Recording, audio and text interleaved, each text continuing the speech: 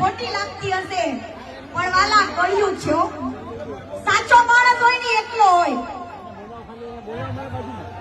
સાચો માણસ એકલો હોય અને જેટલા ખોટા હોય એના ટોળા હોય. પણ ગમે એટલા દુશ્મન હોય જેને મારું મોત લખ્યું હશે ને તે દી જ આવશે. એટલે કીર્તિ પટેલ ની નામની બધા સોપા